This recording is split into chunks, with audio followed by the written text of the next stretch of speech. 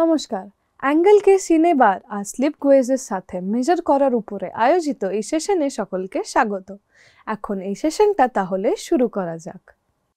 আসুন এই অধিবেশনের উদ্দেশ্য দেখি। এই সেশনের শেষে আপনি সক্ষম হবেন ফ্ল্যাট এবং স্কোয়ার ফাইল, অঙ্কন এবং পাঞ্চ উইটনেস মার্ক অনুযায়ী চিহ্নিত করুন, অঙ্কন অনুযায়ী পার্ট 1 এবং 2 প্রস্তুত করুন, সাইন বার এবং স্লিপ গেজ দিয়ে কোণ পরীক্ষা করুন, একটি স্টিল রুল ব্যবহার করে এর আকারের জন্য কাঁচামাল পরীক্ষা করুন, রাফ ফাইলটি একটি বাস্টার্ড ফাইল ব্যবহার করে ওয়ার্কপিসের 6টি মুখ, ভার্নিয়ার ক্যালিপার ব্যবহার করে ওয়ার্কপিসের পুরুত্ব নিশ্চিত করুন, একটি ট্রাই স্কোয়ার ব্যবহার করে ওয়ার্কপিসের চৌকত্ব এবং সমতলতা নিশ্চিত করুন। আবার ওয়ার্কপিসের মুখ A তে মার্কিং মিডিয়া প্রয়োগ করুন। 65 mm থেকে B মুখোমুখি সমান্তরাল রেখা চিহ্নিত করুন এবং ওয়ার্কপিস থেকে C এর মুখোমুখি হতে 100 mm একটি কোণ প্লেটের বিপরীতে বাট করা হয়েছে একটি পৃষ্ঠের টেবিলে একটি ভার্নিয়ার উচ্চতা গেজ ব্যবহার করে। একটি ডট পাঞ্চ এবং বলপিন হাতুড়ি ব্যবহার করে লাইনগুলি উইটনেস মার্ক। অঙ্কন অনুযায়ী প্রদত্ত আকারে একটি দ্বিতীয় কাট ফাইল ব্যবহার করে অতিরিক্ত উপাদান ফাইল করুন। ভার্নিয়ার ক্যালিপার ব্যবহার করে workpiece size 100 mm × 65 mm × 11.5 mm নিশ্চিত করুন। একটি ট্রাই স্কোয়ার ব্যবহার করে ওয়ার্কপিসের চৌকত্ব এবং সমতলতা নিশ্চিত করুন। আবার ওয়ার্কপিসের মুখ A তে মার্কিং মিডিয়া প্রয়োগ করুন। একটি ভার্নিয়ার উচ্চতা পরিমাপক ব্যবহার করে মুখ B থেকে 10 mm, 15 mm, 20 mm, 45 mm, 50 mm এবং 55 mm সমান্তরাল রেখা চিহ্নিত করুন। একটি স্টিল রুল এবং স্ক্রাইবার ব্যবহার করে অঙ্কন অনুযায়ী প্রোফাইল লাইন সংযুক্ত করুন। একটি ডট পাঞ্চ এবং বলপিন হাতুড়ি ব্যবহার করে প্রোফাইল লাইন চিহ্নিত করুন। হ্যাকসয়িং করুন এবং উপাদান দুটি সমান অংশে কাটা। একটি বাস্টার্ড ফাইল ব্যবহার করে অংশ 1টি রাফ ফাইল করুন এবং প্রয়োজনীয় আকার এবং আকারে একটি মসৃণ ফাইল ব্যবহার করে শেষ করুন। ভার্নিয়ার ক্যালিপার দিয়ে মাত্রা পরীক্ষা করুন। ভার্নিয়ার বেভেল প্রোটেক্টর দিয়ে 19 ডিগ্রি 17 মিনিটের কোণ পরীক্ষা করুন। একইভাবে এখন রাফ ফাইলটি একটি বাস্টার্ড ফাইল ব্যবহার করে পার্ট 2 এবং প্রয়োজনীয় আকার এবং আকারে একটি মসৃণ ফাইল ব্যবহার করে শেষ করুন। ভার্নিয়ার ক্যালিপার দিয়ে মাত্রা পরীক্ষা করুন। ভার্নিয়ার বেভেল প্রোটেক্টর দিয়ে 19 ডিগ্রি 17 মিনিটের কোণ পরীক্ষা করুন।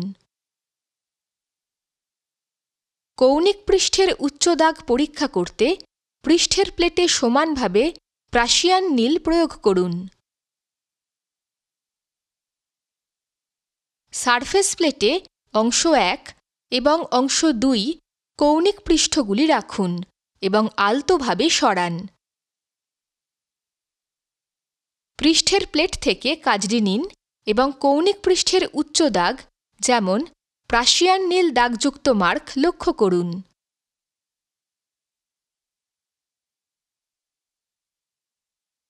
একটি বেঞ্চ ভাইসে কাজটি ধরে রাখুন, স্ক্র্যাপ করুন এবং একটি ফ্ল্যাট স্ক্র্যাপার দিয়ে উচ্চ দাগগুলি সরান। প্রক্রিয়াটি পুনরাবৃত্তি করুন যতক্ষণ না প্রাশিয়ান নীল অংশ একের সমগ্র কৌণিক পৃষ্ঠগুলিকে আবৃত করে। একইভাবে স্ক্র্যাপ, পার্ট 2 এবং উচ্চ দাগ ছাড়া কৌণিক পৃষ্ঠ এবং 19 ডিগ্রি 17 মিনিট কোণ বজায় রাখুন।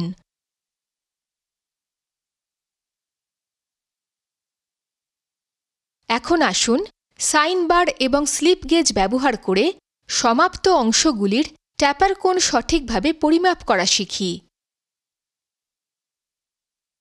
নরম কাপড় দিয়ে পৃষ্ঠের প্লেট, সাইন বার এবং স্লিপ গেজ পরিষ্কার করুন।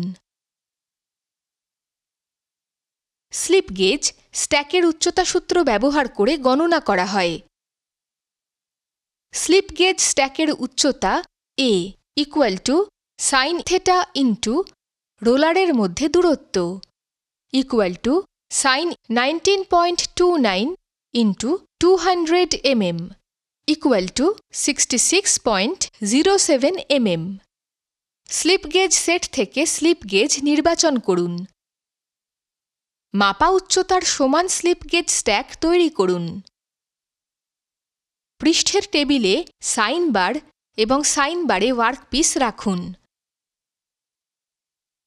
সাইন বার রোলারের নিচে স্লিপ গেজ স্ট্যাক রাখুন, যার নিচের দিকে ট্যাপার্ড ওয়ার্কপিস রয়েছে। স্ট্যান্ডে ডায়াল ইন্ডিকেটর ঠিক করুন। কাজের কৌণিক পৃষ্ঠের এক প্রান্তে ডায়াল পরীক্ষা নির্দেশক প্লাঞ্জার সেট করুন। ডায়াল টেস্ট ইন্ডিকেটর পয়েন্টারকে 0 অবস্থানে সেট করুন। ডায়াল টেস্ট সূচকটিকে এক প্রান্ত থেকে অন্য প্রান্তে সরান এবং কৌণিক পৃষ্ঠের সমান্তরালতা পরীক্ষা করুন। যদি পয়েন্টারটি ডায়াল সূচকে প্লাস বা মাইনাস দিকে চলে যায়, তবে এর অর্থ হল কাজের কৌণিক পৃষ্ঠে একটি বিচ্যুতি রয়েছে। আপনি যদি এই ধরনের কোনো বিচ্যুতি লক্ষ্য করেন, স্লিপ গেজের উচ্চতা পুনরায় স্ট্যাক করে কাজের পৃষ্ঠের সমান্তরালতা সংশোধন করুন। যতক্ষণ না ডায়াল সূচকের পয়েন্টারটি নড়াচড়া না করে এবং 0 পড়ার ইঙ্গিত দেয়, যখন ডায়াল সূচকটি কৌণিক পৃষ্ঠের উপর সরানো হয়। এখন এই পর্যায়ে সাইন বারের নিচে স্লিপ গেজের উচ্চতা পরিমাপ করুন। কোণ থেটা এখন ত্রিকোণমিতিক ফাংশন সাইন থেটা ব্যবহার করে নির্ধারণ করা যেতে পারে।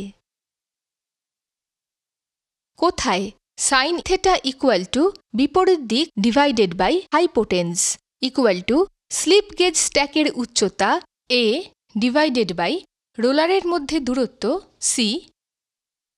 অতএব কোণ থেটা দ্বারা দেওয়া হয় theta sine inverse of slip gauge স্ট্যাকের উচ্চতা A ডিভাইডেড বাই রোলারের মধ্যে দূরত্ব C।